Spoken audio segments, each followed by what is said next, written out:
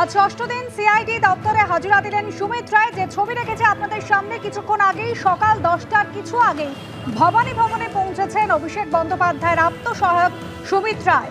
শালবনের জমি মামলাতে আজ ফের তাকে তলব করা হয়েছে। এর আগে গত 5 দিন ধরে, গত শনিবার থেকে শুরু করে আজ পর্যন্ত তাকে কখনো শালবনের জমি দুর্নীতি মামলা, আবার কখনো ডেবরার চাকরি দুর্নীতি মামলায় তাকে তলব করা হয়েছে। সিআইডি দপ্তরে হাজিরা দিয়েছেন সুমিত রায়। সরাসরি চলে যাবো মৌক ঠাকুর চক্রবর্তী, আমাদের প্রতিনিধি রয়েছেন আমাদের সঙ্গে। মৌক, কিছুক্ষণ আগেই ভবানী ভবনে প্রবেশ করলেন সুমিত রায়।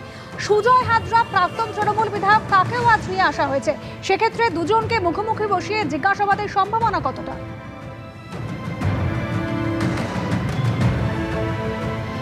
একদমই দেখো অনুসুয়া, সুজয় হাজরা এবং সুমিত রায় অভিষেক বন্দ্যোপাধ্যায়ের আত্মসহায়ক দুজনকে সামনাসামনি বসিয়ে জিজ্ঞাসাবাদের সম্ভাবনা যথেষ্টই রয়েছে। সুজয় হাজরাকে ডেবরার যে চাকরি দুর্নীতি সেই মামলাতে সিআইডি নিজেদের হেফাজতে নিয়েছে এবং নিজেদের হেফাজতে নিয়ে আপাতত সুজয় হাজরা ভবানী ভবনে রয়েছেন সিআইডি কাস্টাডিতে। তাকে সিআইডি আধিকারিকরা ডেবরার কেসে জিজ্ঞাসাবাদ করছেন। বিভিন্ন তথ্য যেগুলো ইতিমধ্যেই আমরা জানি যে সুমিত রায়কেও এই 6 দিনের মধ্যে একদিন ডেবরার কেসে ডাকা হয়েছিল। তার থেকে যে তথ্যগুলো পাওয়া গেছে সেটা সুজয় হাজরার সঙ্গে মিলিয়ে নেওয়ার যে প্রসেস সেটা সিআইডির আধিকারিকরা করছেন। আর সুমিত রায় এবং সুজয় হাজরাকে সামনাসামনি বসিয়ে জিজ্ঞাসাবাদ এই কারণেই গুরুত্বপূর্ণ, কারণ দুজনেই শালবনীতে যে সরকারি জমি কেলেঙ্কারি বা দুর্নীতির যে অভিযোগ সামনে এসেছে তাতে প্রত্যক্ষভাবে যুক্ত, এমনটাই সিআইডি সূত্রে খবর। এই সুজয় হাজরা, যিনি মেদিনীপুরের প্রাক্তন তৃণমূল বিধায়ক, রীতিমতো সরকারি জমি প্লট করে তিনি বিক্রি করে দিয়েছেন, এরকম মারাত্মক অভিযোগ রয়েছে। শুধু তাই নয়, যে কাগজ বানানো হয়েছে, যে দলিল বানানো হয়েছে, সেগুলো জালিয়াতির মাধ্যমে বানানো হয়েছে, জাল দলিল।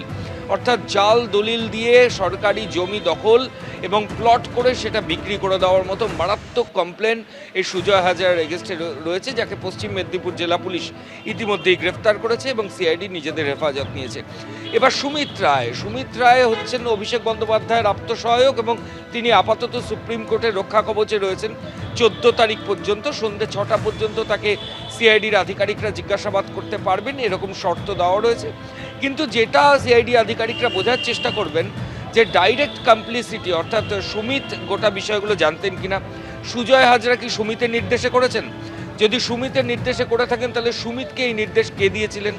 এই গোটা মডিউলে কে কি ইনস্ট্রাকশন দিয়েছে এটা অত্যন্ত জানা জরুরি। ঠিক সেই কারণেই এই জমি জালিয়াতি, জাল নথি তৈরি করা, এগুলো কার সম্মতিতে হয়েছিল, এগুলো সুমিত জানতেন কিনা, এই সংক্রান্ত তথ্য কিন্তু আজকে সিআইডির আধিকারিকরা জিজ্ঞাসাবাদ করবেন এবং দুজনের থেকে যে তথ্যগুলো পাওয়া যাবে সেগুলো ক্রস চেক করা হবে এবং ক্রস চেক করে জিজ্ঞাসাবাদ করা হবে।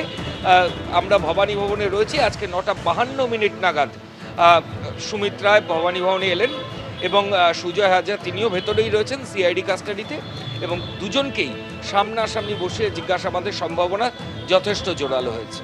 বেশ ময়ূক, তুমি আমাদের সঙ্গে থাকো। কিছুক্ষণ আগে 9:52 সিআইডি দপ্তরে হাজিরা দিয়েছেন অভিষেক বন্দ্যোপাধ্যায়ের আত্মসহায়ক সুমিত রায়। আজ ষষ্ঠ দিন, তবে এই জিজ্ঞাসাবাদ কিন্তু শুরু হয়েছে গত শনিবার থেকে টানা তিনি সিআইডি দপ্তরে আসছেন। কখনো শালবনে জমি দুর্নীতি মামলায়, কখনো ডেবরায় চাকরি দুর্নীতি মামলায় তাকে সিআইডি বারবার করে ডেকে পাঠিয়েছে, জিজ্ঞাসাবাদ করেছে। এবিপি আনন্দ, এগিয়ে থাকে, এগিয়ে রাখে।